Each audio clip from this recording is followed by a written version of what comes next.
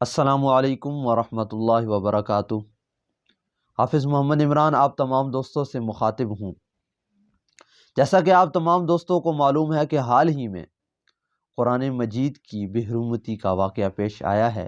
ایک ملک کے ایک شہری نے قرآن مجید کو پھاڑا ہے اور قرآن مجید کی کیمروں کے سامنے اور میڈیا کی موجودگی میں قرآن مجید کی بے حرمتی کی ہے۔ یہ واقعہ، اس کی جتنی مذمت کی جائے اتنی کم ہے۔ اس واقعے کے بعد مسلم امت میں ایک بہت ہی غم و غصے کی لہر دوڑ چکی ہے، اور یہ ہونا بھی چاہیے کیونکہ ایمان کی علامت ہے اور قرآن مجید اللہ تعالیٰ کا کلام ہے، اور ہمارے لیے ہماری خوش قسمتی ہے کہ اللہ تعالیٰ نے ہمیں اس سے محبت نصیب عطا فرمائی ہے۔ بہت سارے دوستوں کا مطالبہ ہے کہ اسلامی ممالک جو ہیں وہ اس پہ احتجاج کریں، ان کو کہیں کہ جس آدمی نے اس جرم کا ارتکاب کیا ہے اسے سزا دیں۔ بہت سارے دوستوں کی ملک پاکستان کے ساتھ بھی یہی مطالبہ ہے، ان کی ملک پاکستان کی حکومت سے یہی گزارش ہے، لیکن اگر ملک پاکستان ان کی اس گزارش کو قبول نہیں کر رہا تو اس صورتحال میں ہمیں کیا کرنا چاہیے، اس کا ایک حل ہے۔ میں آپ دوستوں سے وہی شیئر کرنے جا رہا ہوں، اور میری ویڈیو کا مقصد بھی یہی ہے۔ تو بھائیوں اور دوستوں، میری یہ انتہائی اہم بات ہے، ایک گزارش ہے آپ تمام دوستوں سے کہ جب بھی کہیں پر بے حرمتی کا یا بے ادبی کا یا توہین کا سلسلہ شروع ہوتا ہے تو ہم عوام احتجاج کو جاتے ہیں، اپنا احتجاج کرتے ہیں، گلیاں بند کرتے ہیں، شہروں، بازاروں، ملکوں، ہر جگہ پہ ہم احتجاج کرتے ہیں اپنا، اور ہمارا حق بھی بنتا ہے کہ ہم احتجاج کریں اور حکومت سے مطالبے بھی کرتے ہیں۔ میں آج آپ کو اس سے ایک قدم بڑھ کے ایک کام بتانے والا ہوں، اور انشاءاللہ میری اللہ تعالیٰ سے دعا بھی ہے اور آپ دوستوں سے امید بھی ہے کہ بہت سارے دوست اس نصیحت پر اور میری اس ادنا سی گزارش پر عمل کریں گے کہ جب بھی جس ہستی کے بارے میں، جس چیز کے بارے میں، مسلمانوں کے جس شعار کے بارے میں بے حرمتی یا توہین کی جائے، ہم اس چیز کے فضائل اپنے بچوں کو بتائیں، اس چیز کی تعلیم اپنے بچوں کے دیں۔ جیسے کہ مثال کے طور پر ابھی قرآن مجید کی بے حرمتی کی ہے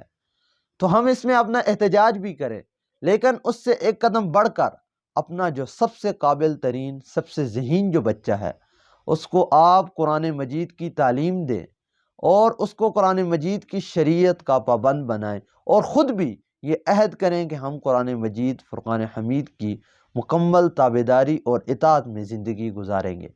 اور جیسا کہ ابھی کچھ عرصہ پہلے حضور نبی کریم صلی اللہ علیہ وسلم کی شان میں گستاخی کی گئی ہے، جو کہ ایک بہت ہی کبھی اور گھٹیا حرکت ہے کہ ایسی ہستی جس کے لیے اللہ تعالیٰ نے یہ پوری دنیا بنائی ہے، ان کی شان میں گستاخی کرنا کسی انسان کا کام نہیں ہے، لیکن ہم مسلمانوں کا اس میں بھی یہی فرض بنتا ہے کہ ہم آقا نبی کریم صلی اللہ علیہ وسلم کی زندگی کو